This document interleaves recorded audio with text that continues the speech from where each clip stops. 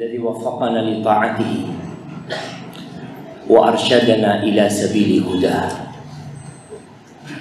Segala puji bagi Allah Jalla Jalaluh yang telah memberikan taufik kepada kita untuk taat dan patuh kepada.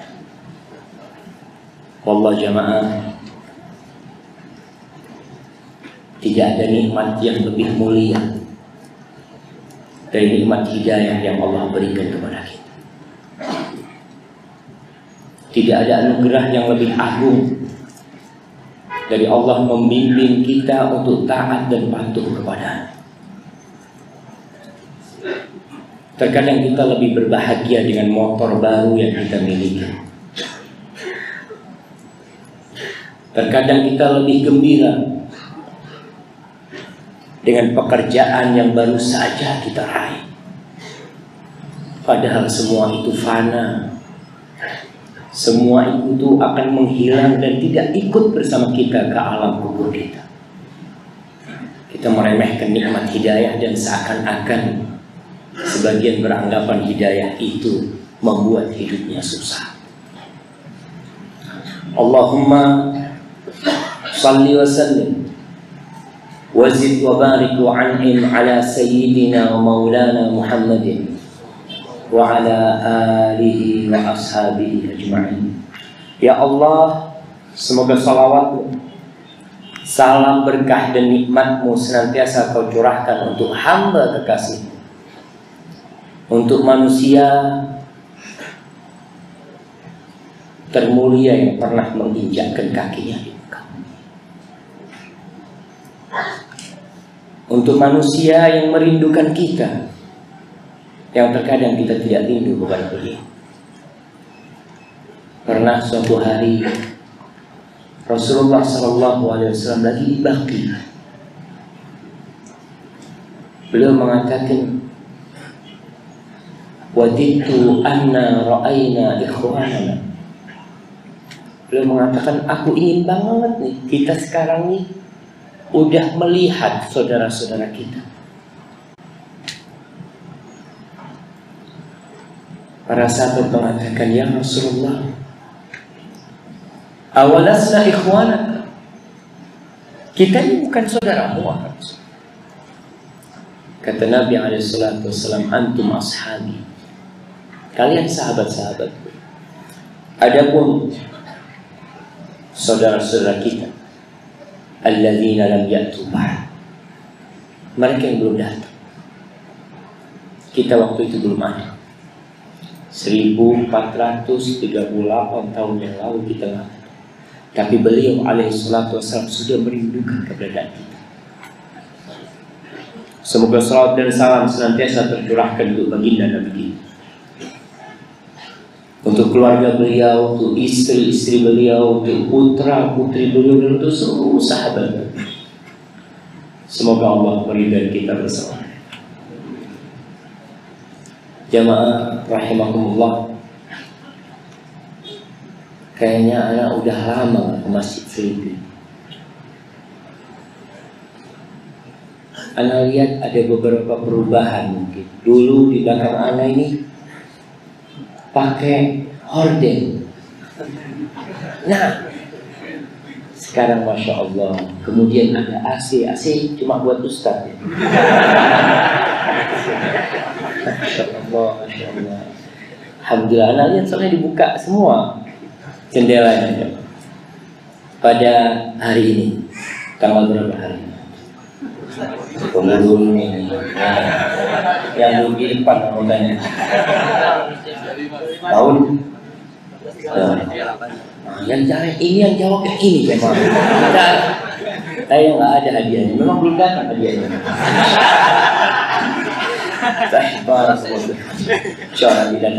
Baik. Tema yang kita angkat pada kesempatan kali ini memang mungkin membuat sebagian agak gerah. Apa sih pengajian di masjid bahas pentil, itu di bengkel Ustaz. Nah, kayaknya ada yang salah sama Ustaz. Mudah-mudahan Allah mengampuni dosa Ustaz. Baik, antum, apa itu pentil? Nah, untuk memasukkan angin, lubang angin. Nah, kok tutup? Pentil itu tutup, ini tutup. Nah, tuh. Mana yang mau jawab? Kasih definisi yang lengkap tentang pentil. Nah, bagian dari ban dalam yang dia itu fungsinya untuk memasukkan angin ke dalam ban dalam.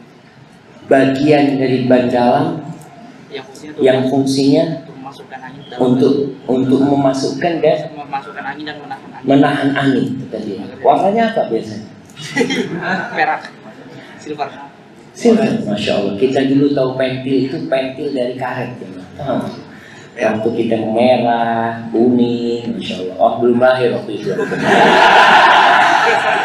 Insya Allah ada. Jamaah rahimahullah. Iya, pentil itu benda kecil yang ada di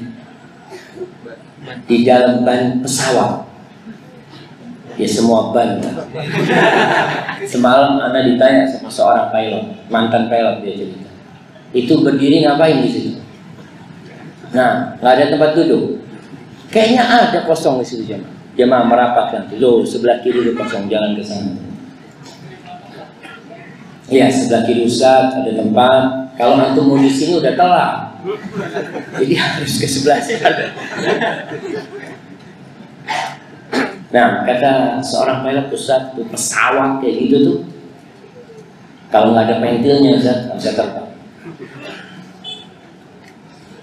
Walaupun kita bisa mengetahui tekanan roda itu kita tahu, tapi tetap ada pentilnya untuk mengisi angin.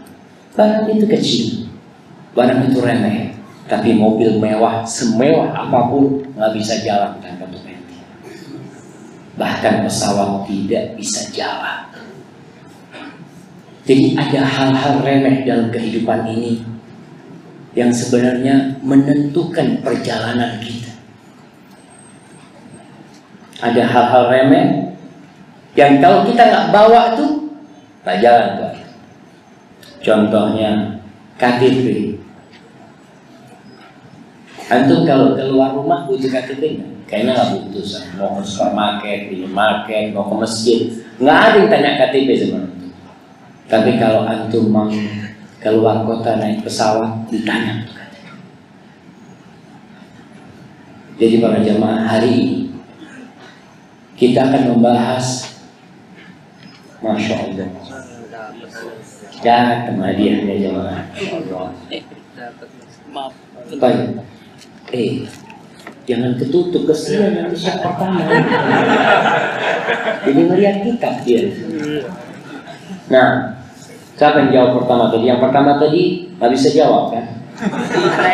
Nah, 2 orang yang jawab tadi. Kayaknya antum berdua yang jawab, anak kasih. Nah, bagi 2. Tinggal jamaah, jangan dipandang pentil sebagai sesuatu yang harganya murah.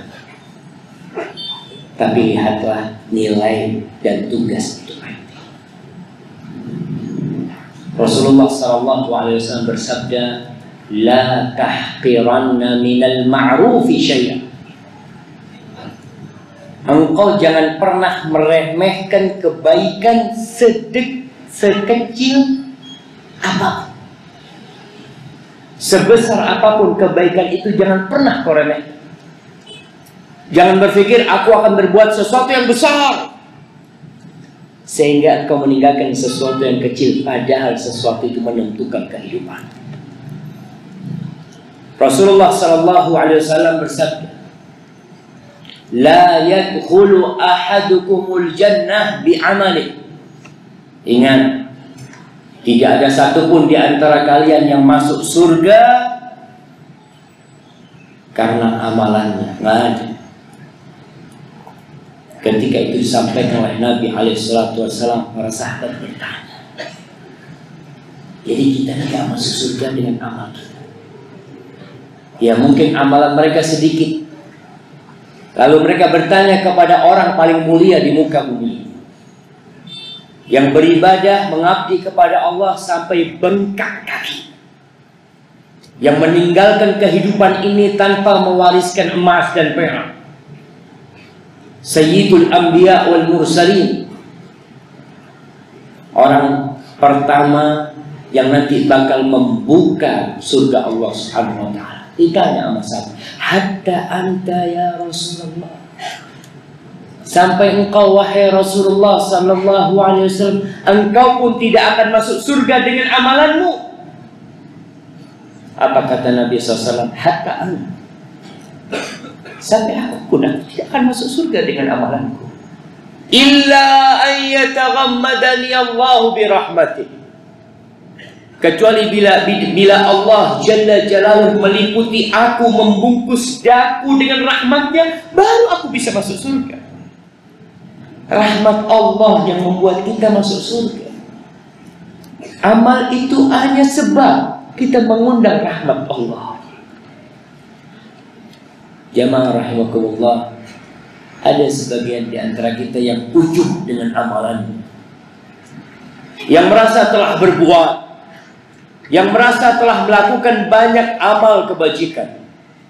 Dia sudah lama mengaji, dia sudah lama menegakkan sunnah, lalu dia merasa kayaknya aku sudah siap nih untuk mati. Sudah, amalanku sudah banyak. Banyak orang yang dapat hidayah lewat aku. Fulan tuh dulu gak pernah ke masjid, sejak aku dakwain datang ke masjid. Ini salah satu yang menghancurkan hidup seseorang. Kata Nabi SAW, "I'jabur rajuli bi nafsi." Ketika seorang kagum sama dirinya sendiri. Ahibati fillah, Al-Khalil bin Ahmad. Al-Khalil bin Ahmad ini gurunya Sibawayh. Dia seorang yang zuhud, seorang yang ahli ibadah. Murid-murid dia itu jadi kaya raya dengan ilmu dia. Tapi dia tetap dengan guguk. Dia yang meletakkan ilmu al-arud. Ilmu al-arud ini ilmu tentang bagaimana membuat, menyusun bait-bait syair. Dia bikin 15 wazan itu. Kemudian setelah itu ada orang yang menambahkan hanya 1. 15 dia yang bikin. Sampai sekarang kalau ada syair, maka tidak lepas dari apa yang dibuat oleh Al-Khalil bin Ahmad. Ketika dia meninggal dunia,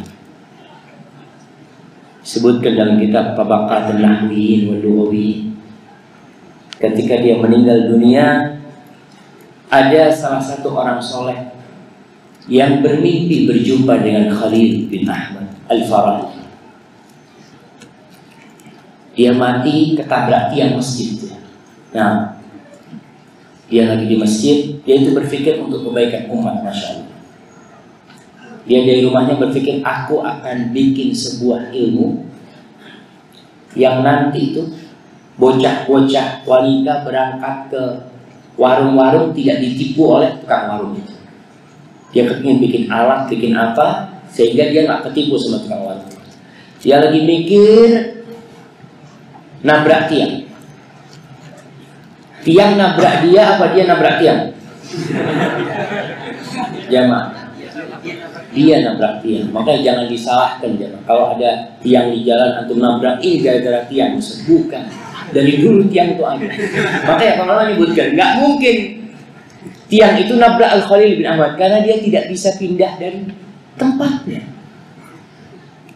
Dari semangatnya dia untuk berbagi ilmu, memberikan manfaat, sampai dia tertabrak sama tiang atau nabrak tiang, dia jatuh meninggal dunia.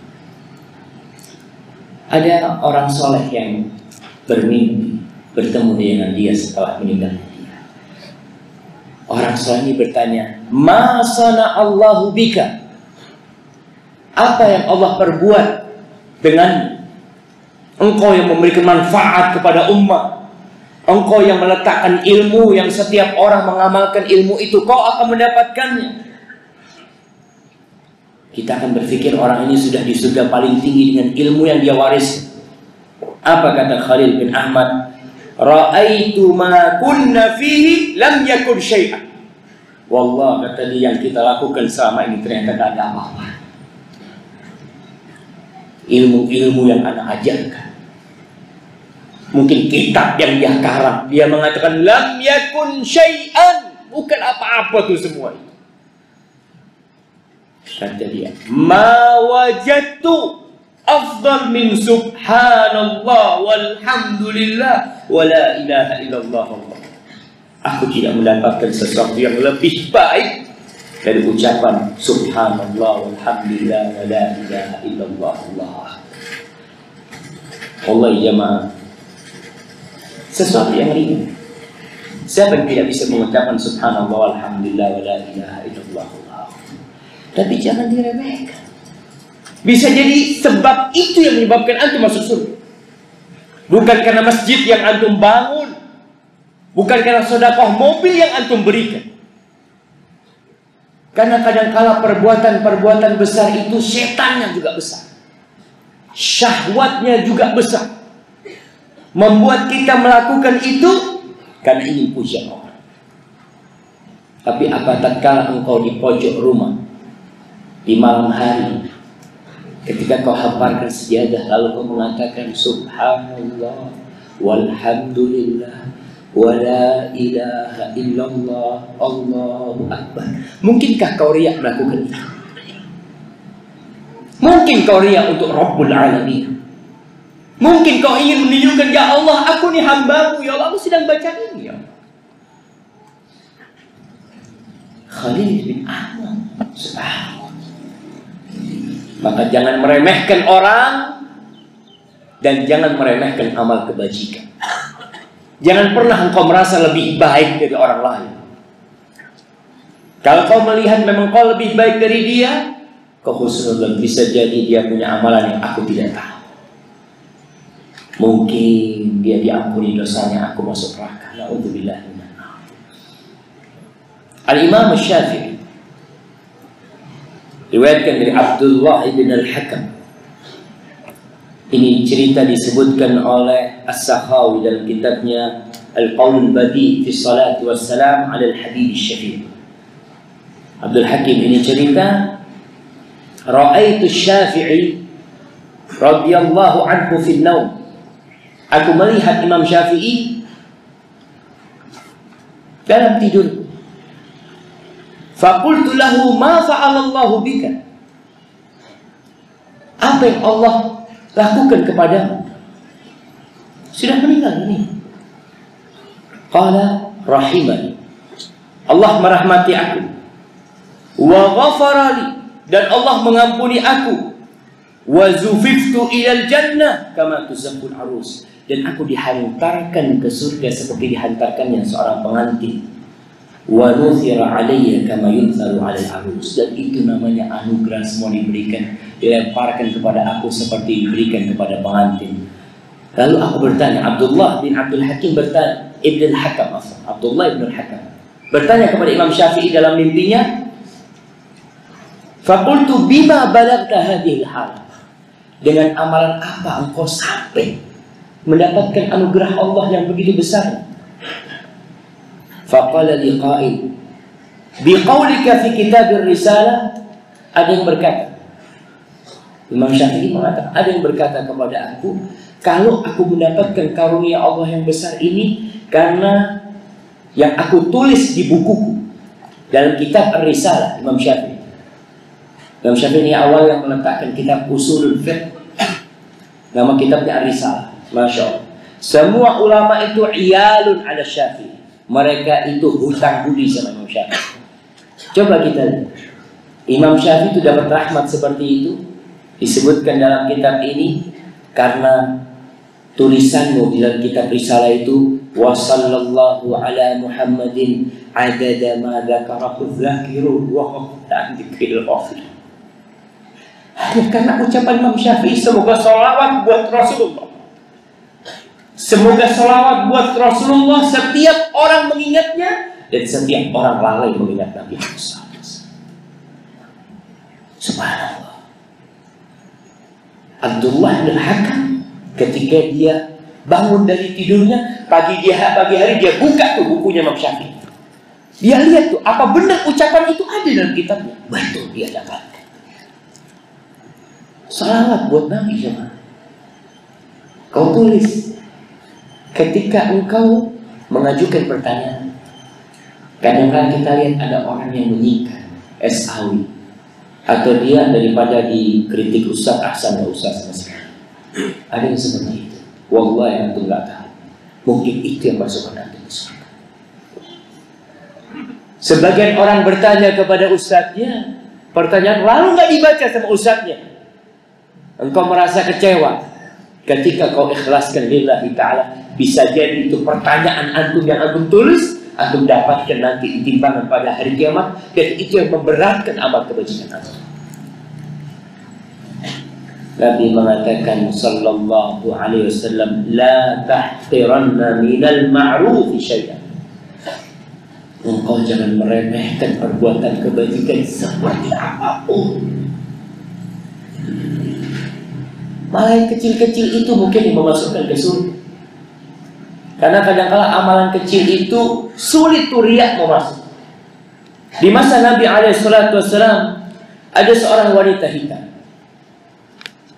Karena kalau berbicara wanita hitam, Anda ingat dulu salah satu kajian kita di Masjid Ar-Rahmah ini, judulnya setengah isi setengah kosong. Di situ ada cerita seorang wanita hitam, tapi ini wanita yang berbeda. Siapa ingat dengan cerita itu? Wanita hitam yang biasa pingsan karena dia kena air yang tersingkap auratnya, yang kemudian dia minta kepada Rasul Sallallahu Alaihi Wasallam, ya Rasulullah, doakan aku agar sembuh ya Rasulullah. Lalu Nabi menawarkan kepada dia Sallallahu Alaihi Wasallam, in syi'ti sabarti walakil jannah. Kalau kau mau kau bersabar dan kau masuk surga. Wa in syi'ti da'utullah laki. Kalau kau mau, aku akan doakan semoga Allah menyembuhkan engkau. Apa kata wanita ini? Dia ingin sembuh, dia mengatakan enggak nak. Kalau gitu aku akan bersabar dan aku ingin masuk surga. Gak apa-apa, aku sampai mati kena penyakit, yang penting aku masuk surga. Lalu wanita ini mengeluhkan sesuatu kepada Nabi SAW. Ya Rasulullah, kalau aku ayat itu sampai tersingkap auratku ke depan, aku minta kau doakan kepada Allah agar tidak tersingkap auratku. Dia tetap dengan penyakit, tapi auratnya tidak tersingkap. Wanita hitam ini lain. Kunyah dia Ummu Mihjan. Dia tua renta. Kerjaannya ya bisa disebut pekerjaan yang kurang berharga. Orang-orang para sahabat memandang wanita ini wanita biasa-biasa. Kerjanya bersihkan masjid. Dia lihat di masjid ada kotoran, ada kayu, mungkin kayak kita ke masjid kadang-kala ada gelas ya, ada apa. Dia bersihkan masjid. Itu kerja. Suatu malam dia meninggal dunia. Meninggal dunia. Para sahabat melihat nggak perlulah kita kasih tahu Nabi. Jadi wanita ini kan apa sih kerjaan dia? Dia tidak punya budi yang besar kepada Islam, kepada Rasul SAW, sehingga kita perlu bangunkan Rasulullah SAW. Hanya untuk wanita ini. Mereka tidak bangunkan Nabi SAW, dikuburkan untuk perempuan. Malam hari selesai. Setelah itu besoknya Nabi tanya, mana tuh perempuan yang biasa bersihkan masjid itu? Mata ya Rasulullah, meninggal wahai Rasulullah SAW. Lalu ya kita kuburkan, kita pikirkan kau tidak terlalu peduli sama dia. Apa kata Nabi? Halla adantumunan. Kenapa kalian nggak kasih tahu aku? Lalu Nabi mengatakan, dulu ni ala kubriha, tunjukkan di mana kuburannya. Nabi minta ditunjukkan di mana kuburan. Dia tidak ikut berjihad di jalan Allah. Dia tidak menyumbang banyak untuk dakwah. Dia hanya membersihkan masjid. Nabi mengatakan dulu ni ala qabri, tunjukkan mana kuburan. Berangkat Nabi ke kuburan. Ikut semua sahabat bersemangat. Dan Nabi SAW menghadap kiblat. Allahu Akbar. Beliau sholatin itu wanita. Sholat jenazah ketika jenazah itu sudah di dalam kubur. Antum lihat. Jangan meremehkan orang. Dan jangan meremehkan amal kebajikan. Tadi yang sampaikan. Tuh pesawat nggak bisa terbang tuh kalau pentilnya besar. Dan dia tidak bisa landing. Ketika roda itu pentilnya lepas. Maka kita yang udah ngaji, yang udah banyak hafalan Qur'annya, yang udah banyak hafalan hadisnya, yang sudah banyak sholat sunnahnya, jangan meremehkan amal-amal kebajikan. Ahibati fillah, Rasulullah SAW menceritakan tentang umat sebelum kita. Ada seorang lelaki yang amal kebajikannya tidak banyak. Ketika dia dihisab pada hari kiamat, dia lihat tuh kebaikannya sangat sedikit sekali. Tapi ada satu kebaikan dia yang itu menyebabkan dia masuk surga. Dalam catatan amalannya, dia pernah menyingkirkan dahan pohon. Dahan pohon. Dia pernah menyingkirkan dahan pohon di jalan. Dia ambil kata Nabi SAW. Dia mengatakan, la yu'zi hada al-muslimin. Ini semoga gak mengganggu orang-orang. Dia singkirkan. Dan itu yang memasukkan dia ke surga Allah. Wallah kita nggak tahu jemaah. Ya kita terus mengamalkan kewajiban-kewajiban, perintah-perintah Allah, kita tinggalkan larangannya. Tapi amalan mana yang membuat Allah jadi sayang sama kita? Kita nggak tahu. Dan ini menuntut kita untuk terus beramal. I'malu, kata Nabi SAW. Fakullun muyassarun lima khuliqa lahu. Semua itu akan dimudahkan sesuai dengan catatannya. Dia itu dicatat masuk surga atau masuk neraka. Ahibati fillah, kadangkala kita melihat paku di jalan, kita selamat, kita lihat paku, alhamdulillah nggak kena. Antum lalu pergi, nggak tahu saudara antum di belakang kena paku. Antum mengatakan ya, dia mungkin nggak melihat ke bawah. Antum yang lihat kenapa antum tidak pindah? Kalau antum pindahkan, antum akan dapatkan hal itu di catatan kebaikan antum. Dan mungkin itu yang memasukkan antum ke surga. Antum lihat batu di jalan, antum singkirkan. Ustaz, anak lagi naik motor, berhentikan motornya.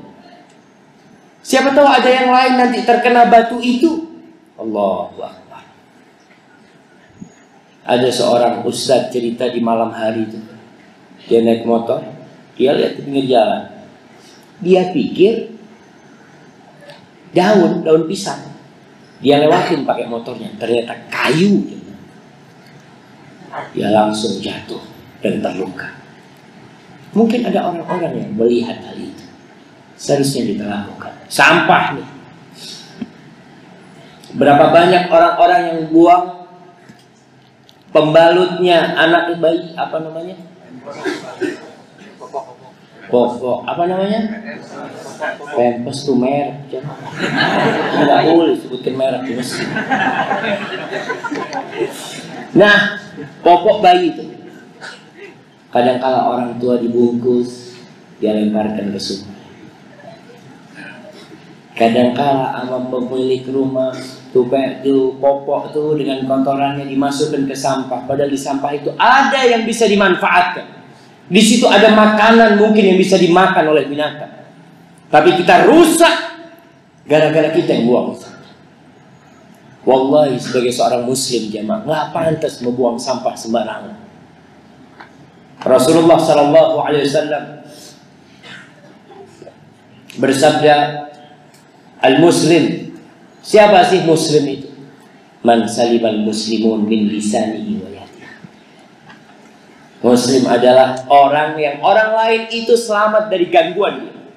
Dari gangguan lisannya dan dari gangguan tangan. Dia nggak suka ganggu orang. Mungkin kau mengatakan, Ustaz, ana alhamdulillah dalam kehidupan ini tidak pernah ana mengganggu orang. Tidak pernah ngata-ngatain orang. Tapi ketika kau buang sampah ke sungai, berapa banyak umat yang terganggu gara-gara sampah. Kadangkala pas waktu subuh kita ke masjid, kebetulan di kampung kita kalau mau ke masjid lewat sungai, lewat jembatan, ana melihat ada orang dengan motornya buangin sampah. Ini orang masuk surga gara-gara menyingkirkan sesuatu yang mengganggu umat. Engkau sengaja mengganggu umat. Jangan kau remehkan tuh kau buang sampah. Ingat Rasulullah SAW pernah bersabda ketika ditanya tentang seorang wanita. Nih ibu-ibu dengerin. Kadang-kadang sebagian ibu-ibu merasa sudah ngaji, sudah baik, sudah banyak amal kebajikannya. Dia lupa tuh, kalau pentil itu nggak ada, nggak jalan tuh semua. Ini seorang wanita jamaah, masya Allah. Taqumul lail, kata Nabi SAW. Ditanyakan kepada Nabi SAW, dia itu sholat malam wahai Nabi. Wa tasumun nahar, puasa sunnah. Jangan bicara tentang puasa wajib. Sunnah sudah diamalkan. Wa tatasaddaq, dia suka sedekah. Lakinnaha salithah tu'dhi jirana, tapi dia pedes kalau ngomong. Suka menyakiti tetangganya. Apa kata Nabi SAW? Hiya finnar, di neraka itu tempat wajib. Mana sholatnya jemaah? Mana sholat malam dia? Mana puasa sunnah dia? Mana sedekah-sedekah dia yang dia kerjakan? Tapi ingat, ketika tidak ada pentil, tak jalan semua. Rasulullah SAW mengatakan, Inna su'al khuluqi yufsidul amal, kama yufsidul khallul asal. Kata Nabi SAW, sesungguhnya akhlak yang buruk itu bisa merusak tuh amalan. Amal soleh jadi rusak gara-gara perilaku yang buruk dari kita. Sebagaimana madu, kita tahu madu itu manis, kita tahu madu itu sehat, kita tahu madu itu penyembuh. Tapi ketika kau taruh cuka di situ, rusak. Begitu pula amalan soleh. Gara-gara engkau berakhlak buruk, nanti ditimbang pada hari kiamat.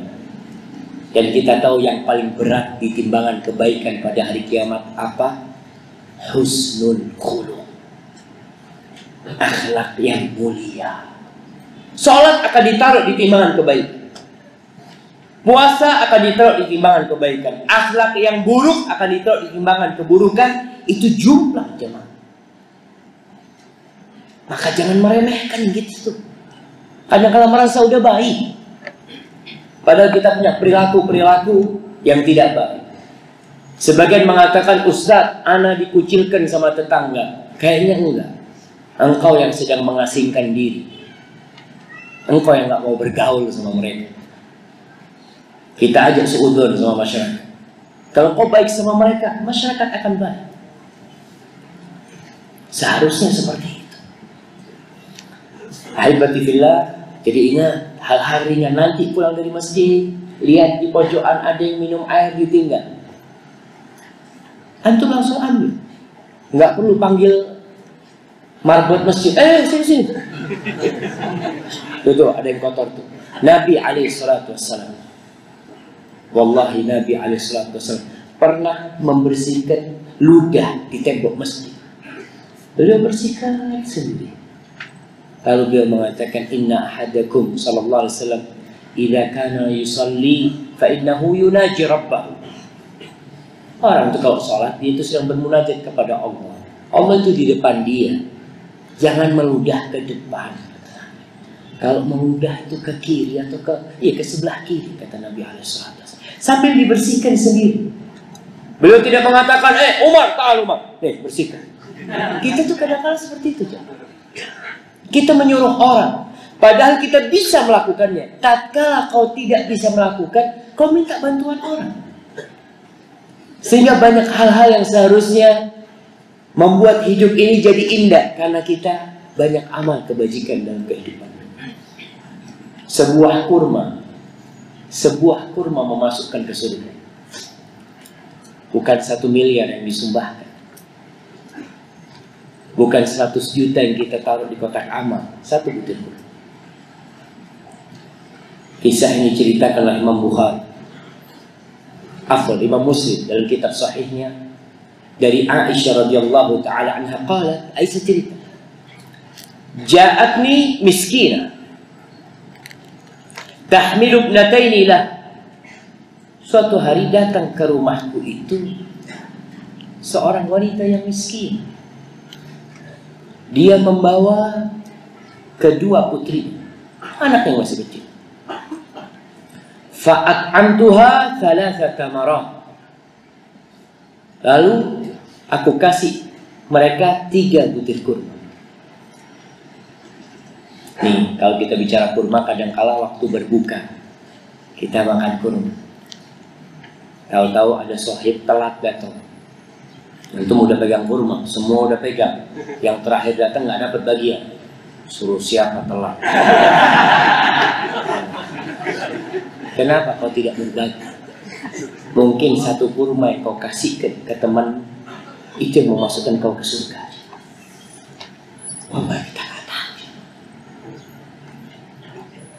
Kata Aisyah, aku kasih dia 3 butir kurma. Fa'atat kulla wahidatin minhuma tamrah. Kemudian tiap anak dikasih 1 butir kurma.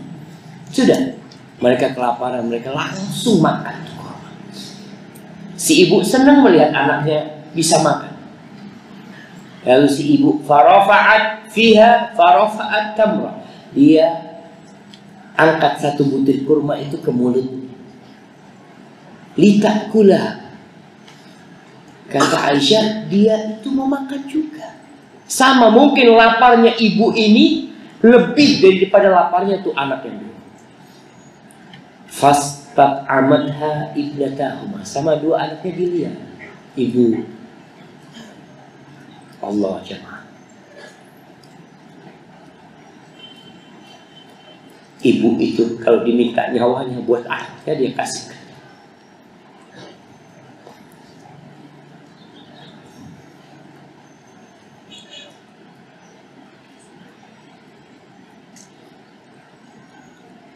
Akhirnya karena diminta sama anaknya, fashaqqatit tamra allati kanat turidu an ta'kulaha bainahum. Akhirnya 1 butir kurma itu dibelah jadi 2. Belah jadi 2. Dia kasihkan ke 1 putrinya dan ke 1 putri. Sudah, anak itu dengan lahapnya memakan kurma itu dan pergi. Fa'ajabani sya'nuha. Aku benar-benar takjub dengan perempuan itu. Aisyah belum pernah menjadi seorang ibu. Dan dia sampai meninggal dunia tidak pernah menjadi seorang ibu. Bagi wanita-wanita yang sampai tua renta tidak punya anak, contohlah Aisyah radhiyallahu taala anha. Aisyah itu nggak punya anak. Orang kalau punya anak itu kadang-kala dia nyimpen harta buat siapa? Buat anak. Dia kerja buat anak. Tapi Aisyah radhiyallahu taala setiap kali dia dapat rezeki, dia langsung bagi. Aisyah nggak pernah jadi ibu. Jadi dia benar-benar kagum dengan perbuatan wanita ini. Kok bisa dia bagikan kepada 2 putrinya? Dia sendiri nggak makan. Fadzakartu alladhi sana'at li Rasulillah sallallahu alaihi wasallam. Maka Aisyah menceritakan hal itu kepada Rasulullah sallallahu alaihi wasallam. Kita lihat nih, suami istri nih. Istri kadang-kala punya cerita. Dia hari itu ngobrol sama sahibnya, atau ada peristiwa yang terjadi, dia cerita sama suami, kadang-kala suami tidak mendengarkan. Atau dia mengatakan, aduh cerita itu kan sudah lama, berapa kali kau cerita tuh? Jangan. Dia mungkin mau cerita lagi cerita itu. Kau dengar. Nabi alaihissalam dapat wahyu dari langit. Beliau dengarkan ceritanya Aisyah. Apa kata Nabi SAW? Nabi dapat wahyu. Nabi mengatakan, Inna Allah qad awjaba laha bihal jannah wa a'taqaha biha minan nar. Sesungguhnya Allah telah mewajibkan bagi dia masuk surga dengan satu butir kurma. Dan Allah menyelamatkan dia dari api neraka dengan satu butir kurma. Satu butir kurma. Mungkin antum kalau sedekah, kayak ada kotak amal lewat, mungkin antum sedekah 2.000, mungkin 2.000 yang memasukkan ke surga, bukan 100.000 yang memasukkan ke surga. Kita nggak tahu. Makanya terus berbuat kebaikan. Rasulullah SAW dalam hadis riwayat Bukhari, Muslim mengatakan, "Man istata'a minkum ay yastatira minan nar walau bi syiqqi tamratin falyaf'al." Barang siapa di antara kalian yang bisa menyelamatkan dirinya dari api neraka walaupun dengan setengah butir kurma, hendaklah dia melakukan itu. Kemarin kurban, sebagian orang mungkin sapinya paling besar di masjid itu, kambingnya paling bagus yang dia korbankan. Ingat, la yanalallah luhumuha wala dima'uha walakin yanaluhut taqwa minkum. Allah itu tidak menerima dagingnya. Jangan berpikir dengan engkau membeli kambing yang paling gemuk diterima sama Allah. Enggak. Wala dima'uha, Allah itu tidak menerima juga darahnya. Allah itu yang menciptakan kambing, Allah itu yang bikin sapi. Allah nggak butuh dengan itu sapi sebenarnya. Allah tidak memerlukan engkau menyembelih itu kambing. Innallaha ghaniyun 'anil alamin. Allah itu tidak butuh dengan alam semesta ini. Tapi apa yang sampai kepada Allah? Wa innama yanaluhu taqwa walakin la yanalallahu luhumuha wala dima'uha walakin yanaluhu taqwa minkum. Tapi yang sampai kepada Allah itu ketakwaan kalian. Di mana letak ketakwaan itu? At-taqwa hahuna. At-taqwa hahuna. At-taqwa hahuna, kata Nabi SAW. Beliau mengatakan takwa di sini, kata Nabi, di sini itu takwa. Tapi tentu ketakwaan itu akan melahirkan hal-hal kebajikan. Tapi ingat, tuh, jangan merasa kemarin melihat temannya, korbannya, mana korbannya? Ini nih korbannya.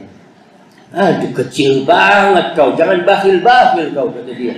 Kadang-kadang kita merasa punya kita lebih baik.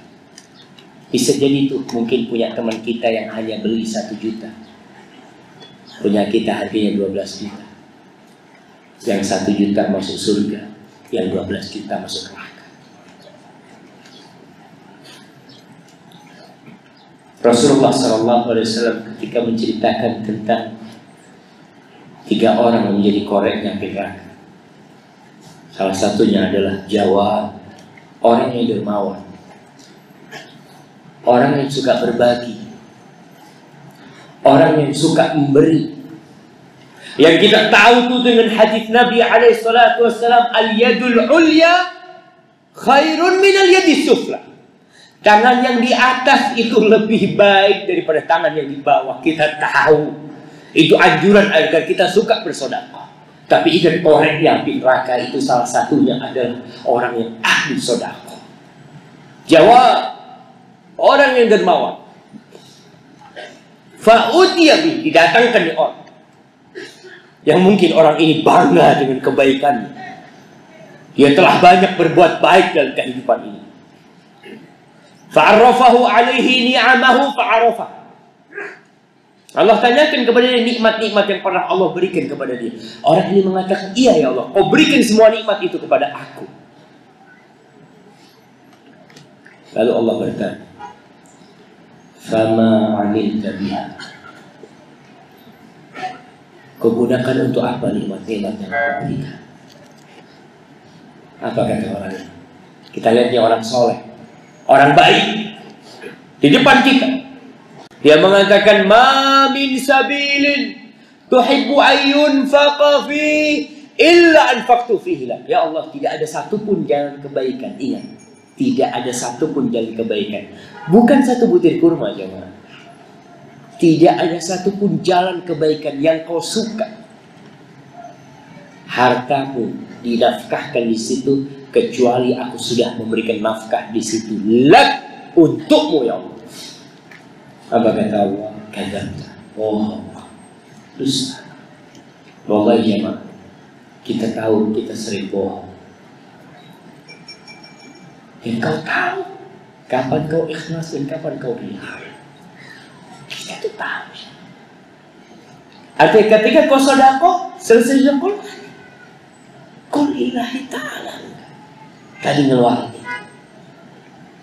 Ini orang mengatakan lak, untukmu. Apa kata Allah? Bohong. Innama anfaqta liyuqala jawab. Kau selama ini memberikan nafkah supaya kau disebut orang yang ahli sedekah, orang yang baik hati, orang yang dermawan. Dan kita tahu ketika kita menginginkan hal itu, tahu jemaah, balil insanu ala nafsihi basira walau alqa ma'adhira. Allah mengatakan setiap manusia itu tahu dengan diri. Walaupun dia mengungkapkan banyak alasan, kau tahu kau ikhlas atau tidak. Kau punya keinginan ketika kau bersedekah. Kau punya keinginan ketika kau ceramah.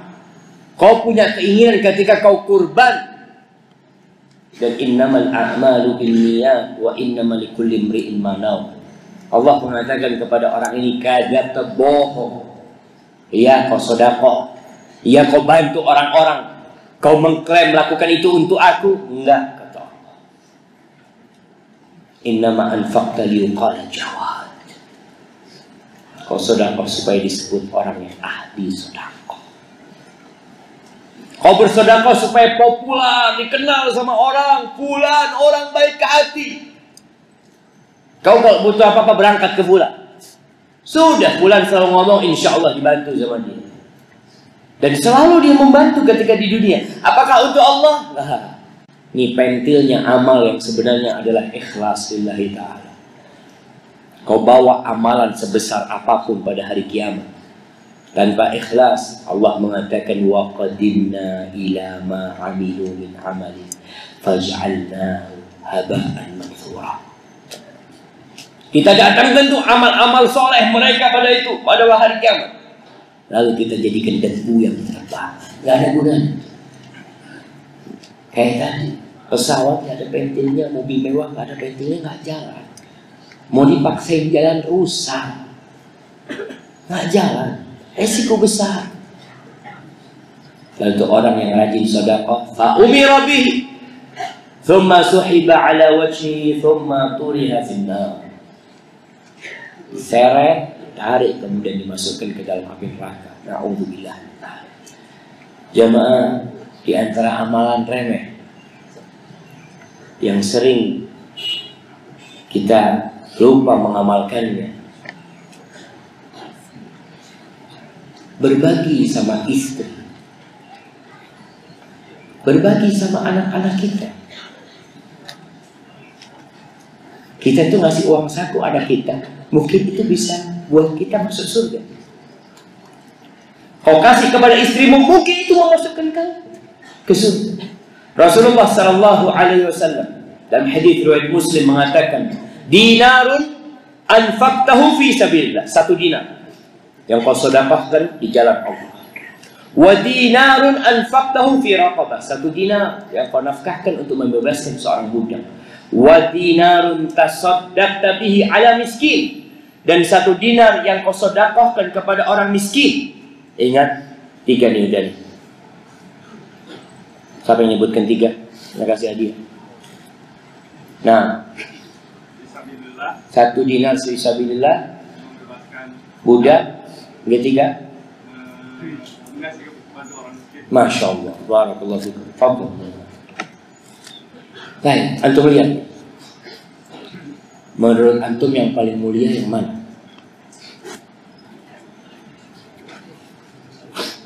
Ustaz, hadisnya belum selesai. Ya. Belum. Nabi sedang membuat satu perbandingan. Kita ini ketika beramal, kan kita ingin pahala yang paling besar. Kita hanya jangan sekadar beramal, kita lihat mana yang paling besar. Yang keempat kata Nabi SAW, wa dinarun anfaqtahu ala ahli. Dan satu dinar yang kau nafkahkan kepada keluargamu. A'zamuha ajran alladhi anfaqtahu ala ahli. Yang paling besar pahalanya yang kau berikan kepada keluarga. Jamaah, asalkan kita ikhlas. Nabi SAW mengatakan hatta luqmah tarfa'uha ila fimra'atik tabtaghi fi dzalik wajha Allah. Sampai satu suap yang kau angkat kepada istri. Nabi mengatakan luqmah itu satu suap. Yang suami yang ngambil satu suap itu kepada istrinya. Dia mengatakan, istriku kau makan. Kau mengharapkan pahala dari Allah, Allah kasih pahala. Jadi kadang-kala kita suap-suapan sama istri itu perlu jemaah. Nah, antum katakan, ya Allah, bismillah. Pulang dari sini antum nanti beli sesuatu ambil. Mudah-mudahan ini masukkan aku ke sini, bismillah. Allah kita nggak tahu. Kau tadi sedekah di masjid, nah. Kau lihat orang miskin, kau sedekah, nah. Kau sedekah buat saudara-saudara kita di Rohingya, nah. Tapi kau sama istrimu tidak perhatian sama dia. Nabi memerintahkan nih. Karena sebagian orang, Masya Allah, untuk sedekah keluar, jangan ditanya tuh dia. 100 juta, 1 miliar. Istrinya, bang, aku minta abang. Iyalah, ini 50.000 cukup. Istri itu harus zuhud, nggak boleh banyak-banyak duit. Nah, betul. Harus zuhud memang istri. Dengarkan ibu-ibu. Tapi kalau kau punya, lihat Nabi SAW membuat perbandingan. 1 dinar. 1 dinar ini berapa jamaah? Anak banyak hadiah, anak mau bagi. Oh, 1 dinar itu berapa? 1 dinar 3 juta. 5 juta, Insya Allah. Berapa gram emas? Antum bilang 2 juta. 2 juta. Nah, 4,2 kilo. Masya Allah, Masya Allah. Ada air. Nah, Anda mau kasih air sama Anda.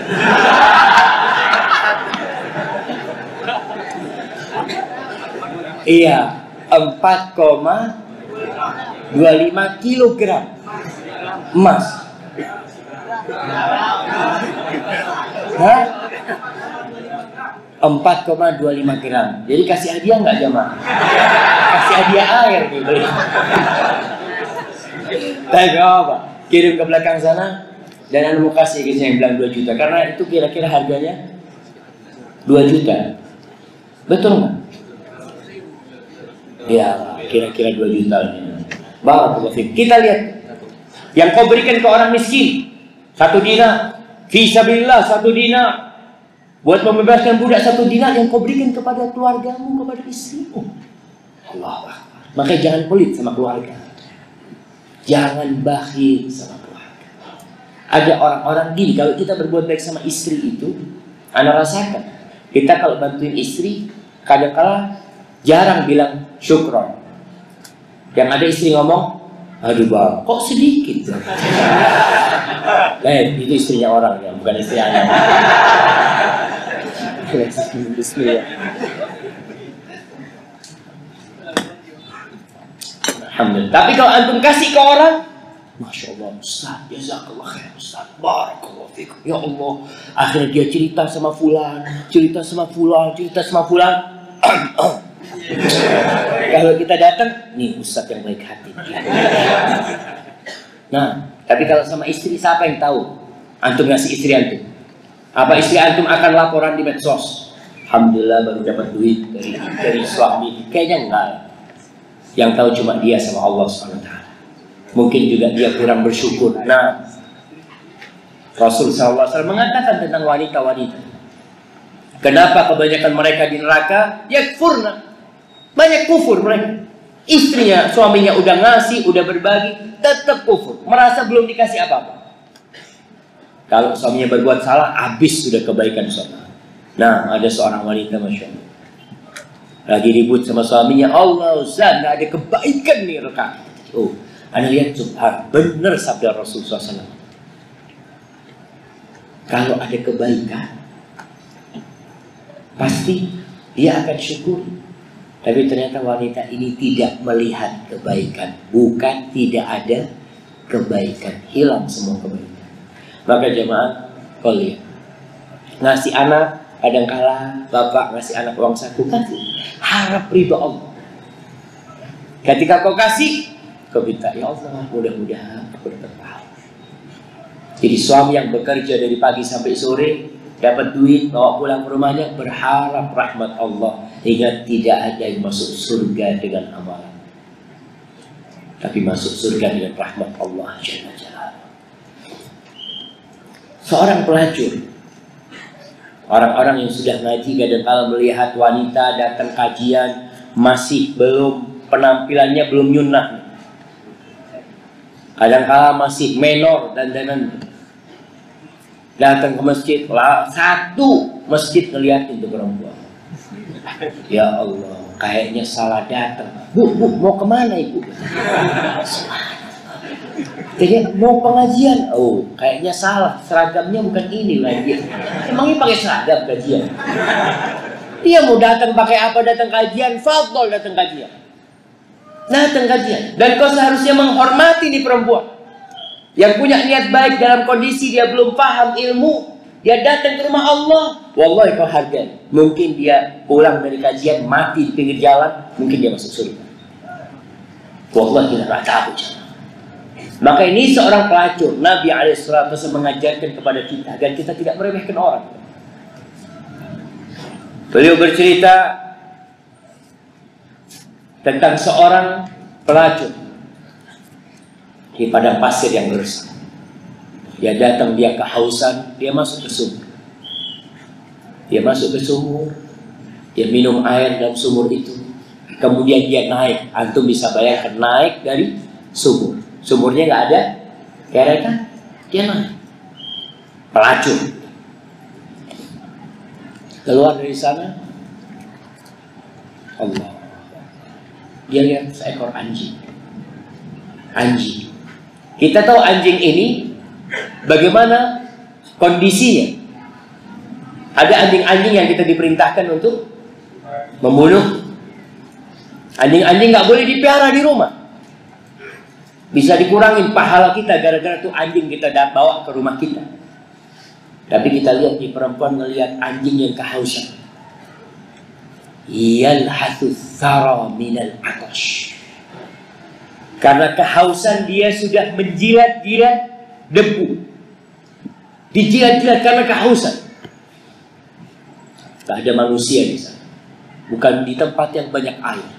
Wanita ini baru naik dalam kondisi kelelahan, kecapean dia. Dan alhamdulillah baru selesai minum. Dia mengatakan, kan anjing ini kehausan seperti aku kehausan tadi. Turun lagi perempuan ini. Turun lagi ke sumur. Dia nggak punya timba, nggak ada plastik kayak sekarang buat ngambil air. Dia korbankan sepatunya. Dia isi air tuh sepatu. Lalu dia gigit.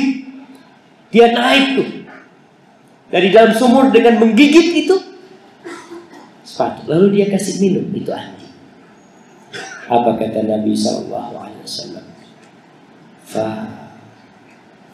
syakarallahu laha fa ghafar.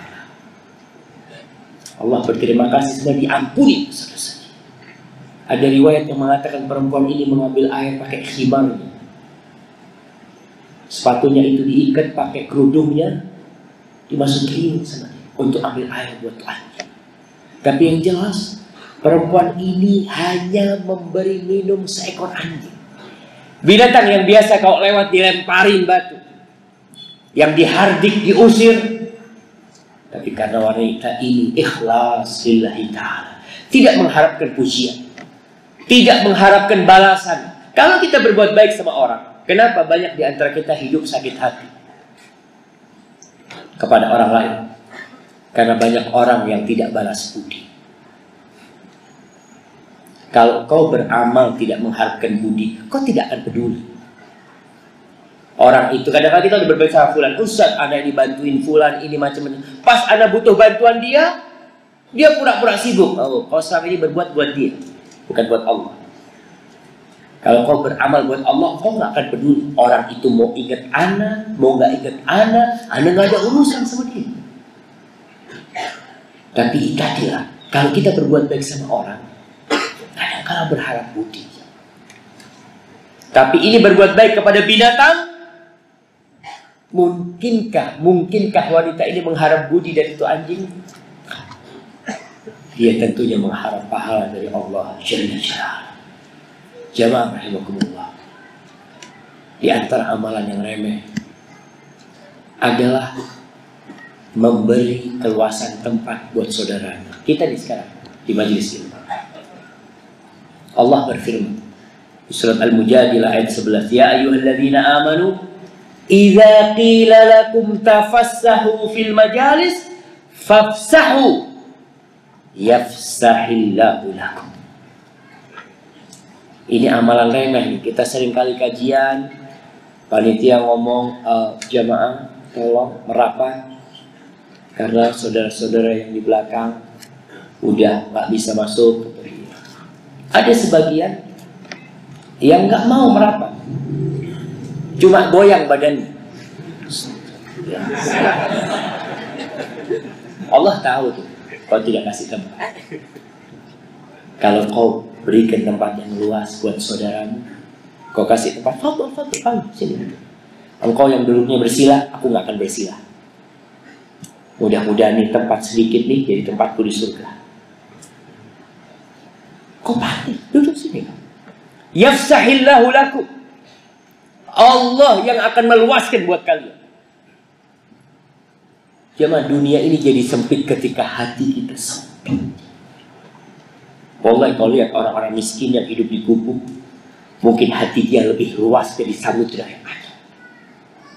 Masalahnya di hati. Allah perintahkan luaskan buat saudara. Yafsahillahu lakum.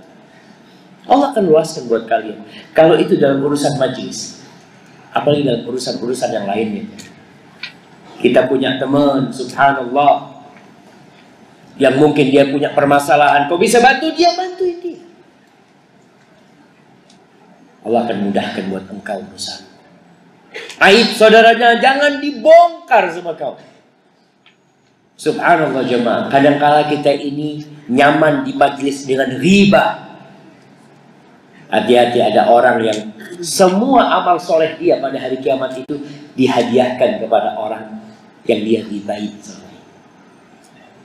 Jadi antum capek-capek beramal buat siapa? Buat tuh orang yang antum ribain. Maka berusahalah untuk tidak meremehkan. Di majelis ini bagi antum yang suka datang ke majelis ini, ketika antum melihat ada orang yang datang nggak punya tempat, antum langsung rapatkan. Kenapa Pak? Anda mungkin capek selama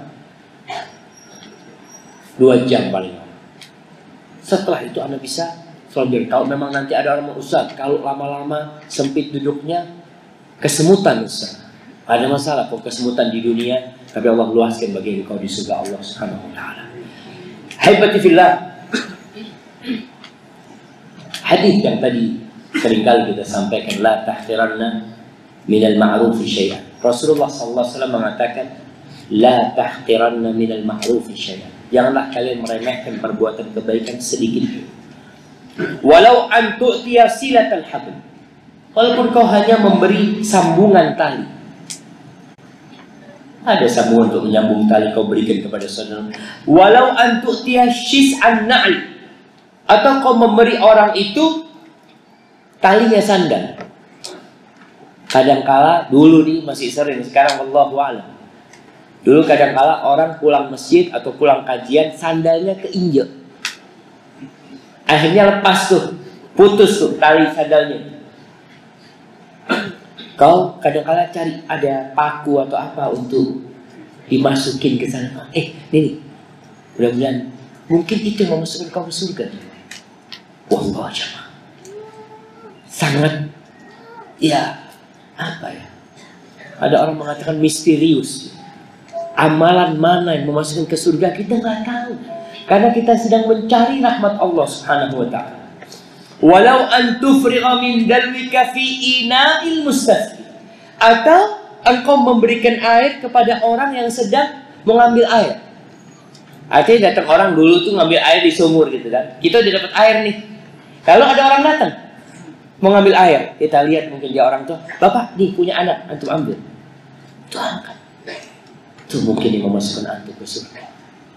Ketika kajian atau lagi makan bersama, Anda lihat sebagian orang, Masya Allah, ada orang meminum, dia nusuk-nusuk di gelas air gelasan itu, nggak bisa. Tahu-tahu satu orang udah nusukin, dia ngomong, "Tafadhal." Wallah kita nggak tahu, mungkin ini yang menyelamatkan antum dari api neraka. Walau antu nahya syai'a min tariqin nas yu'dhihi. Kata Nabi, walaupun engkau hanya menyingkirkan sesuatu dari jalan. Dulu tuh di masjid kampung kita, anak kadang-kala pulang dari masjid, Masya Allah, pulang dari masjid, sandal itu sudah menghadap kepada orang yang mau pulang. Jadi kita tinggal pakai. Suatu saat anak sholat, abah anak ngomong, "Syafiq, tahu Syafiq? Perempuan yang biasa bersandal sudah meninggal dunia." Subhanallah, sudah berlalu. Anak sholat lagi di masjid itu, ada orang lain yang melanjutkan amalan dia. Hanya kerjanya itu, dia habis salam, dia berzikir, kemudian dia keluar. Dia mulai atur tuh sandal. Dia atur sandal. Kadang-kala dia ngatur sandal tuh orang-orang udah pada pulang. Setelah kalau orang sudah banyak pulang, dia pulang biasa. Oleh ada hal-hal remeh dalam kehidupan ini yang kalau kita amalkan, mudah-mudahan itu memasukkan kita ke surga Allah. Lalu Nabi mengatakan, "Walau antal qa'afaka wa wajhuka ilaihi muntalib." Walaupun amalan itu hanya sekedar bermuka ceria ketika bertemu dengan saudaramu. Kita ini kadang-kadang Masya Allah, duduk nih, kajian dari tadi duduk, kadang-kadang nggak kenal sama yang di sebelah.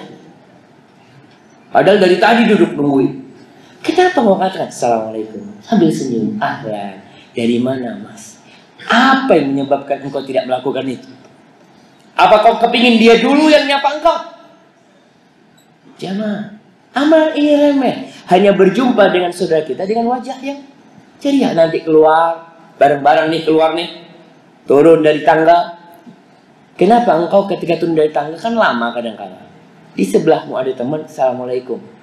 Sambil ngobrol, sambil turun di sana. Kadang-kadang semuanya kaku.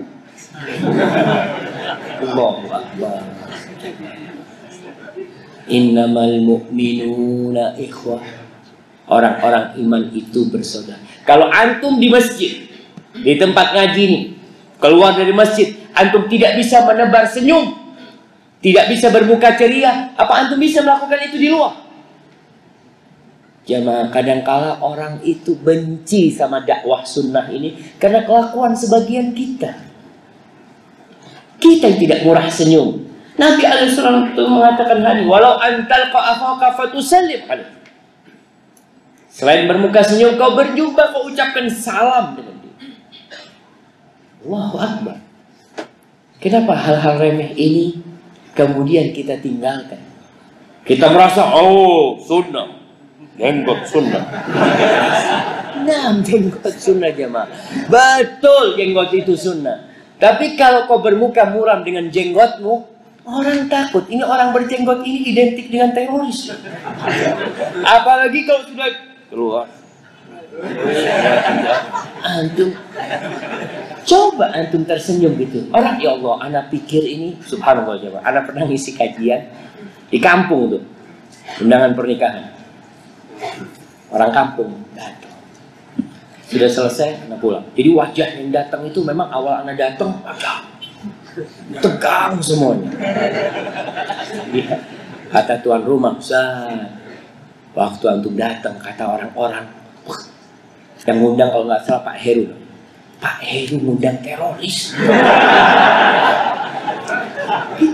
Tapi setelah kajian cair tuh, alhamdulillah, jadi nggak jadi teroris lagi. Tadi gitu, kita itu penampilan orang-orang yang nyunnah ini penampilannya memang menakutkan. Gara-gara antum nggak salam sama mereka, coba antum assalamualaikum, senyum sama mereka. Oh, ternyata orang yang apa? Orang yang udah ngaji, yang mengamalkan sunnah itu ramah ya. Itu yang akhlak jamaah. Itu yang akhlak yang seharusnya kita jaga. Ada seorang penjual gudeg. Ada tuh wanita datang, dia ada cerita sama dia. Kalau dia ke penjual, dia pakai cadar yang beli. Ngobrol sama yang jualan, Mbak gimana Mbak, ini itu macam-macam, kata dia. Si penjual ngomong, baru sekarang ada orang cadaran ngajak ngomong anak. Itu kadang-kala yang cadar itu beli ya beli. Ya ini udah diem gitu kan. Ini yang apa? Yang bahasa itu naningin. Naningin itu apa coba? Nah yang ngelayanin tuh itu jadi takut juga ini ntar bawa. Aduh jemaah, coba untuk katakan gimana Mbak? Udah berapa lama buka di sini? Ini itu gimana laris Mbak? Kenapa? Emangnya kau cuma bersaudara sama yang cadaran? Kalau yang nggak bercadar bukan saudaramu. Siapa yang bilang? Innamal mu'minuna ikhwah. Yang beriman itu saudara walaupun dia pelacur. Walaupun wanita itu pelacur, dia saudara. Allah yang buat kita saudara sama mereka. Ingat jangan sok kita ini. Kita melihat orang-orang meremehkan Tuhan. Seakan-akan kita aja yang benar. Kita aja yang bakal masuk surga. Tuh ingat tadi. Orang yang ahli sodakoh masuk neraka dengan sodakohnya. Maka jangan-jangan dengan sunnah kita yang kita amalkan ternyata kita masuk neraka dengan amal-amal sunnah. Karena kita tidak jaga hati kita untuk beramal lillahi ta'ala. Lalu Nabi mengatakan, walau antuk nisal wahsyan awil wahsyan fil ardh. Walaupun hanya sekedar engkau menghibur orang yang lagi kesusahan, kesepian dia. Kau lihat orang kesepian, kadang kala kau masuk masjid, lihat ada orang ke masjid di pojokan. Biasanya orang kalau susah itu ke rumah Allah. Alhamdulillah, alhamdulillah. Ketika rumah Allah jadi tempat orang-orang susah, itu dia tahu bahwa di sini jalan keluar. Ketika kau lihat orang susah, kau datengin dia. Kau datang ke dia. Kadang kala kita ini sok, benar-benar sok. Dia lihat tuh. Jenggoten nggak? Oh nggak jenggoten. Tinggal. Nah, kalau jenggoten, saudara dari mana? Udah wajahnya udah mulai berseri-seri, berubah tuh jadi. Maka ingat, jangan sampai ini pesan Rasulullah SAW. Dalam riwayat Abi Jari Al-Hujaini, dalam riwayat Imam Ahmad bin Hanbal, bahwa Abu Jari berkata, ataitu Rasulullah sallallahu alaihi wasallam wa huwa muhtabin bi syamlatillah. Suatu hari aku mendatangi Nabi alaihi salatu wasallam. Ketika itu Nabi sedang seakan-akan dia pakai itu bajunya seperti selimut kepada beliau. Waqat waqa'a hadabuha ala qadami. Ujung-ujung kain itu nempel ke kakinya beliau, jatuh ke kakinya beliau. Dia nih, itulah dulu nggak ada foto, nggak ada yang seperti sekarang media. Abu Jari datang nggak tahu mana yang Nabi Muhammad SAW. Dia orang Badui. Nabi duduk seperti yang lainnya duduk. Lalu dia mengatakan, ayyukum Muhammad. Mana yang Muhammad itu? Aw Rasulullah. Dia mengatakan mana yang Rasulullah SAW. Nabi mengisyaratkan dengan tangannya, fa'auma biyadil nafsi. Kata dia, ini nih. Fakultu, lalu dia datang, ya Rasulullah, wahai Rasulullah SAW, inni min ahlil badiyah, aku ini orang Badui. Wa fiyya jafa'uhum, dan kau tahu orang Badui itu kasar-kasar, dan aku termasuk yang kasar. Di diriku ini ada kekasaran Badui.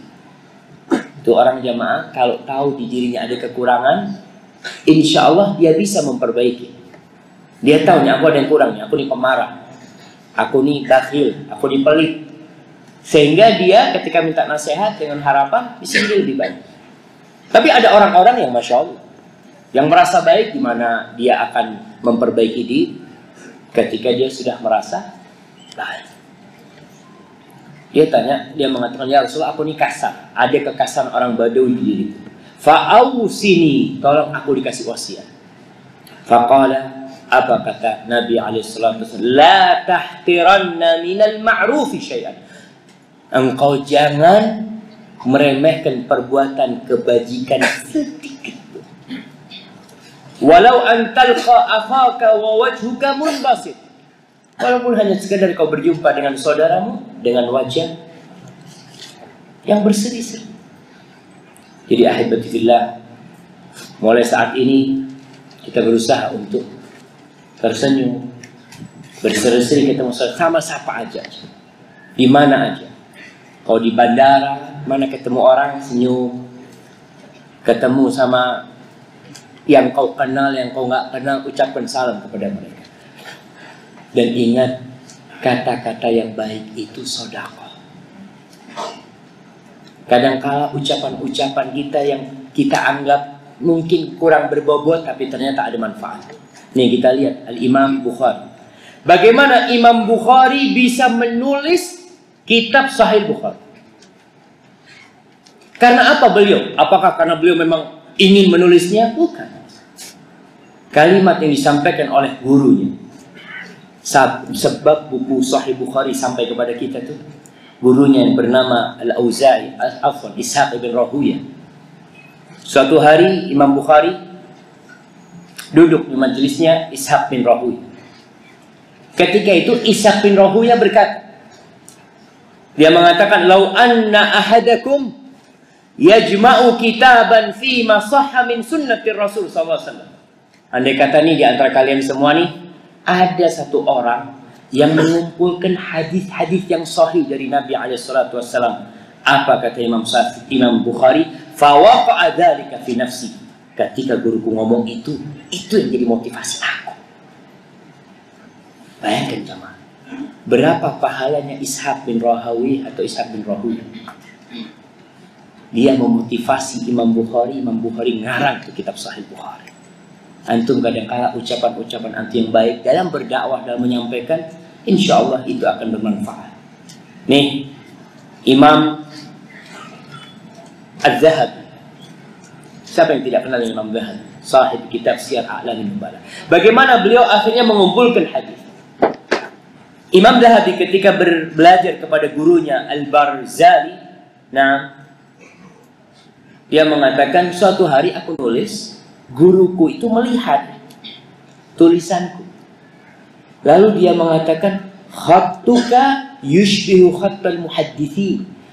Masya Allah, kata dia, ini tulisanmu ini seperti tulisannya ahli hadis. Kata Imam Zahabi, fa'athara qawluhu fiha. Ucapan itu membuat aku akhirnya semangat untuk belajar hadis. Pernah ada seorang yang melihat seorang menyanyi. Ini kejadian. Orang nyanyi, lewat nih seorang alim ulama, dia mengatakan, ya Allah, kalau suara itu digunakan untuk membaca kalamullah, betapa indahnya. Kalau antum mungkin datang ke sana, ittaqillah, antum ganggu orang, tahu haram yang antum lakukan. Subhanallah. Di ucapan seorang alim mengatakan, kalau suara itu digunakan untuk membaca kalamullah, betapa indahnya. Itu langsung berubah dia. Maka kita nggak tahu mana yang bermanfaat buat kita, tapi kita berusaha dalam kehidupan ini untuk berbuat amal kebajikan dan tidak meremehkan. Sebagaimana tadi kita bicara pentil, sesuatu yang sedikit, kecil, remeh, tidak terlihat, nggak terlihat. Tapi untuk tahu pesawat yang terbang itu, dia terbang gara-gara pentilnya ada. Dia berpengaruh kepada semua kondisi pesawat itu. Hadza wallahu a'lam bishawab. Itu bisa kita kaji pada kesempatan kali ini. Mungkin kita masuk ke sesi tanya jawab. Apa?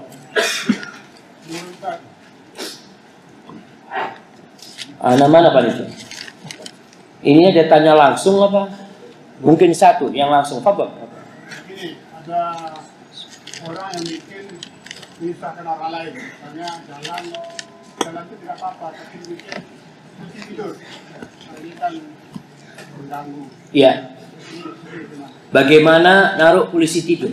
Itu gimana polisi tidur di sana? Nah, itu yang bikin polisi tidur itu. Allahu Akbar. Dibayar berapa polisinya suruh tidur di sana? Ana sampai sekarang belum pernah melihat polisi tidur. Nah, yang ada polisi mesti berdiri di pinggir jalan, ngatur jalan seperti itu. Cuma kalau ngasih apa tuh jemaah? Tanggul. Hah? Tanggul itu kalau banjir lah jemaah. Apa? Yang tahu bahasa Indonesia kasih hadiah. Hah? Tep, ya mungkin polisi tidur lah Bapak itu ngomong. Ana rasa kalau dikatakan itu mengganggu, sebenarnya itu menyelamatkan. Kita perlu lihat, memang ada yang mengganggu, ada yang sebenarnya tujuannya untuk menyelamatkan. Supaya Bapak tidak mengganggu orang.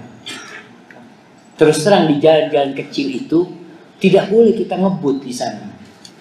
Tapi anak-anak muda itu kadang-kala kalau nggak ada polisi tidurnya, wah dia itu kebut. Sehingga ada korban anak ditabrak atau apa, ada peristiwa. Dan Anda lihat jalan-jalan itu banyak jalan-jalan yang awalnya tidak ada polisi tidur. Kemudian setelah beberapa waktu ada tuh polisi. Kenapa? Ada yang kena tabrak. Oh, berarti ada penyebabnya.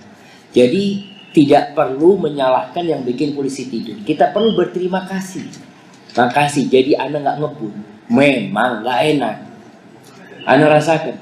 Apalagi kalau sok mobil itu sudah mati jemaah naik kotak.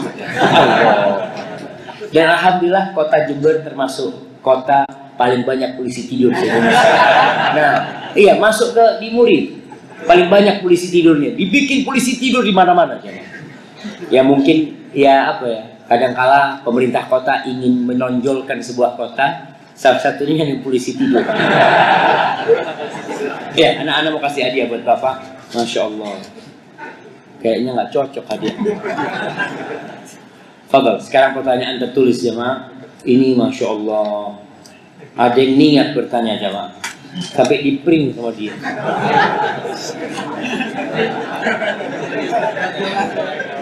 Assalamualaikum warahmatullahi wabarakatuh. Ustaz, saya akhwat. Saya bernadar untuk berpuasa sehari setiap kali saudara laki-laki saya melaksanakan sholat Jumat di masjid. Qadarullah, saudara laki-laki saya berkeyakinan Syiah. Sangat sulit buat saya untuk mendakwahinya, untuk meninggalkan pemahaman Syiah. Sehingga saya hanya bisa berdoa dan bernadar kebaikan untuknya.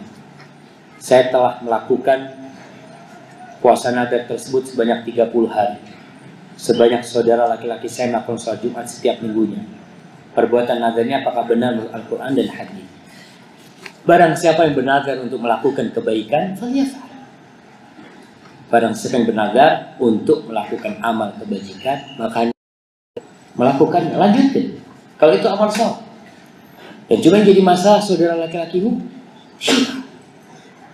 Dan mungkin apakah benar dia Syiah? Biasanya orang kalau sudah jadi Syiah dia nggak akan sholat Jumat, kecuali yang masih dalam kondisi tapi mungkin kau perlu bernadar mengatakan, ya Allah, kalau saudara laki-lakiku keluar dari Syiah, aku ingin puasa sunnah Senin Kemis atau apa. Jadi barang siapa yang bernadar lalu dia melihat sesuatu yang lain lebih baik dari apa yang dia nadarkan, maka dia berubah ke nadar yang lain dengan cara membayar kafarah puasa. Kafarah puasa. Membayar kafarah orang yang bersumpah. Itu dengan memberi makan, membebaskan budak, atau memberi makan 10 orang, atau memberi pakaian mereka 10 orang. Kalau nggak bisa, baru puasa 3 hari. Itu berkaitan dengan apa? Barakallahu fiik. Ustaz, ana tidak ada pertanyaan.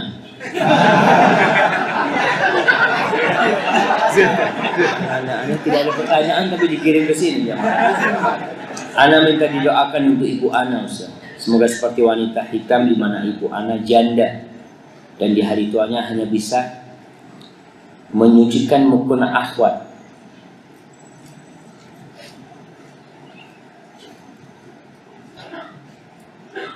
Di salah satu masjid di dekat rumah. Mudah-mudahan ya Bang.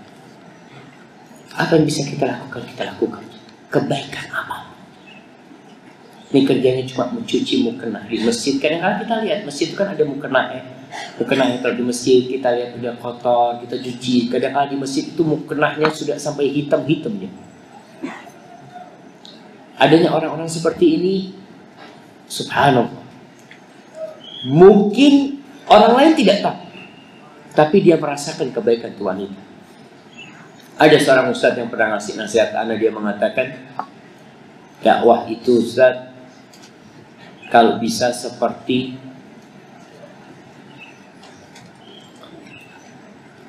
genset kecil yang ditaruh di belakang rumah jauh, semua orang di dalam rumah terang. Mereka tidak tahu bahwa ada yang rame-rame di belakang sana, tapi mereka merasakan hasilnya. Kita berbuatlah sesuatu yang dirasakan orang, walaupun orang tidak tahu kalau kita lakukan. Seperti wanita ini, mudah-mudahan dia seperti wanita hitam tadi dan dimasukkan surga oleh Allah Subhanahu wa taala.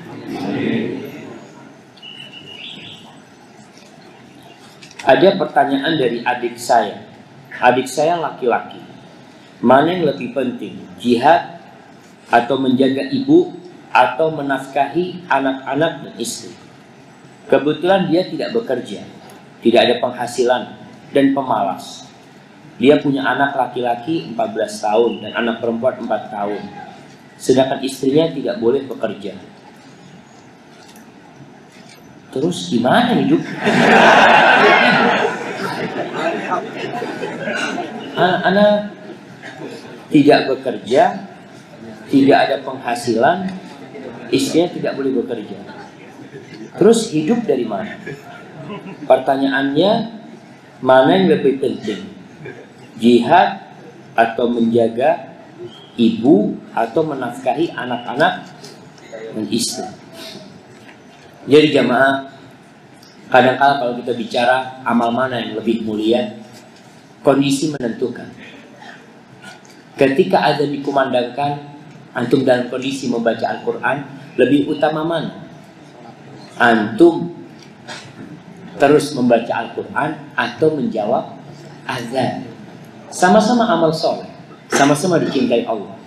Ketika itu kondisinya antum lebih utama menjawab azan. Karena apa? Azan kalau selesai udah selesai. Quran kau bisa lanjutkan setelah azan. Jadi mana yang lebih mulia? Lihat kondisinya. Ketika seorang punya kewajiban ngasih makan istrinya dan masjid sedang dibangun, lebih mulia mana? Duitnya untuk bangun masjid atau untuk ngasih makan istri dan anaknya? Anak dan istri. Tadi aja kita bicarakan.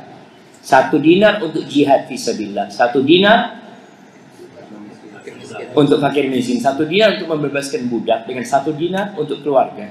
Lebih mulia yang untuk keluarga. Barakallahu fiik. Ustaz, bagaimana bila seorang suami tidak pernah mengimami keluarganya di rumah? Seorang istri ingin sekali sholat berjamaah dengan suaminya, tapi suami mengatakan selalu nggak bisa. Suaminya selalu sholat di masjid.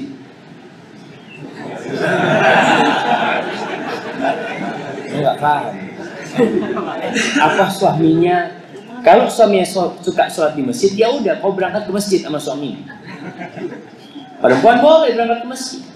Ingat, ini kadang-kala kita memahami hadis itu sepotong-sepotong. Umpamanya sebaik-baiknya sholat wanita di rumah. Oke? Kita paham dong. Kemudian kita tahu bahwasanya Rasulullah SAW melarang para suami untuk melarang istrinya ke masjid. Kenapa? Karena lebih utama sholat di rumah. Tapi nggak boleh dilarang.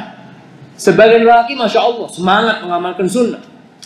Istrinya mau ke masjid, lebih baik di rumah. Nah, Tapi kan nggak apa-apa. Iya, lebih baik di rumah. Cintailah apa yang cintai suami. Iya ada bang, aku sholat di rumah. Kalau di rumah, bang mau ke pasar bang ya, kata dia. Fadol. Antum ke pasar tafadol, ke masjid jangan.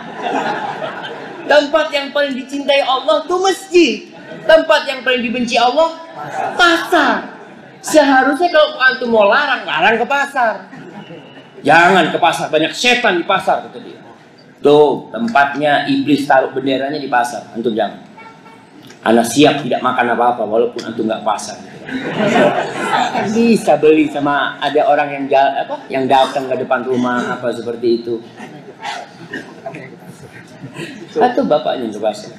Ustaz, bagaimana bila seorang, ya ini tadi, Anda nggak tahu pertanyaannya, apakah dia itu sholat di masjid terus, kemudian tidak mengimami di rumah? Ingat, bapak-bapak sholat rumahnya, sholat sunnahnya di rumah. Usahakan tuh. Kita benar-benar mengamalkan sunnah. Kenapa? Tadi, kalau di masjid banyak yang ngeliat. Kita sholat di masjid itu Masya Allah, satu masjid ngeliat. Anak tadi sholat, ngomongnya, satu masjid, Ustaz sholat. Ini lihat kan? Tapi antum pulang, gak ada yang ngeliat. Malas sholatnya. Antum di rumah, aduh tidur-tiduran aja. Tapi coba, sholat sunnah ba'diyah di masjid. Semua pada sholat. Panjang-panjangan bacaanmu itu. Karena ada. Tapi kalau di rumah nggak ada.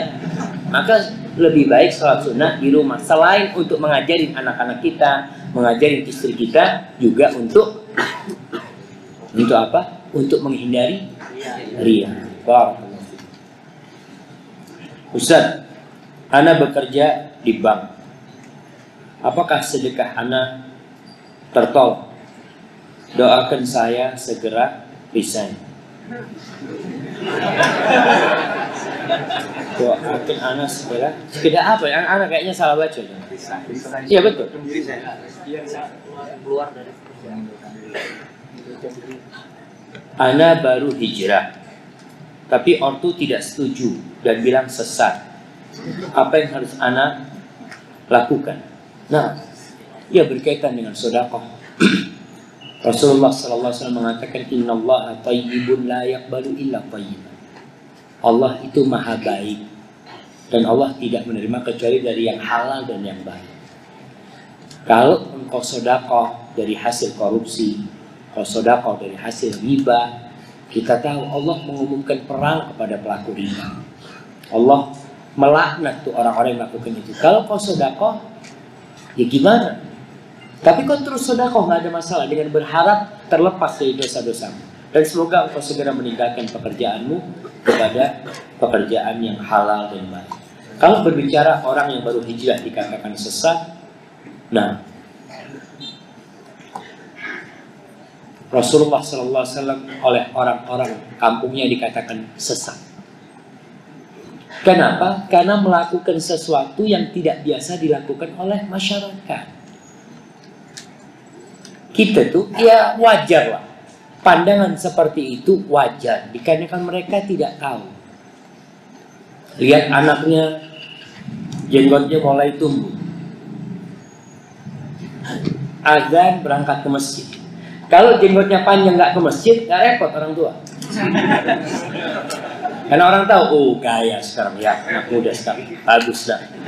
Tapi jenggotnya panjang ke masjid, takut orang tua. Aduh, kata dia. Ikut aliran apa? Itu jamaah.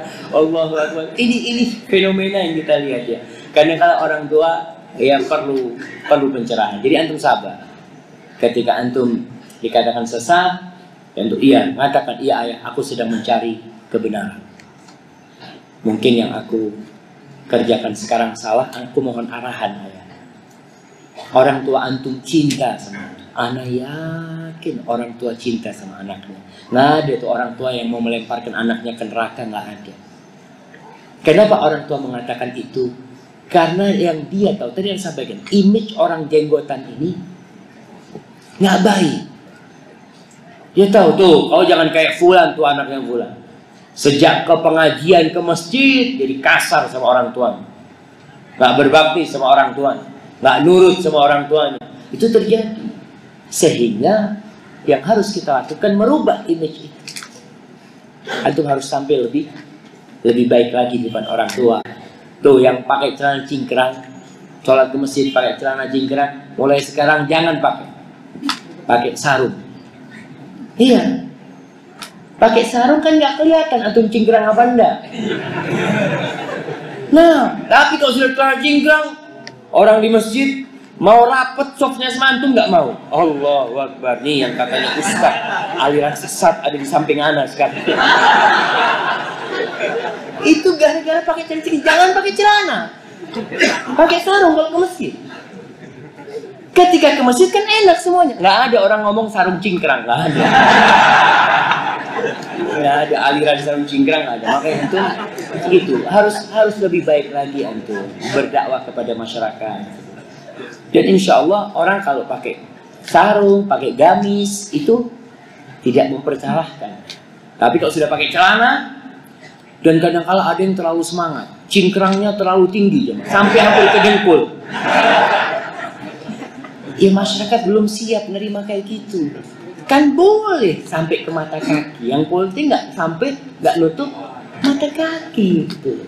Sehingga kelihatannya masih keren gitu loh. Ustaz, kita melaksanakan sunnah bukan keren dan tidak keren, tapi karena menegakkan sunnah. Ya afwan anak kalau gitu, anak salah. Nah,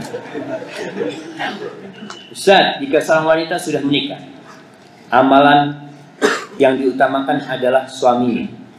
Seperti apa mengutamakannya? Ya sudah, suaminya surga dan neraka. Surga dan neraka. Kalau bicara surga dan neraka, apa aja yang buat suamimu bahagia kau lakukan.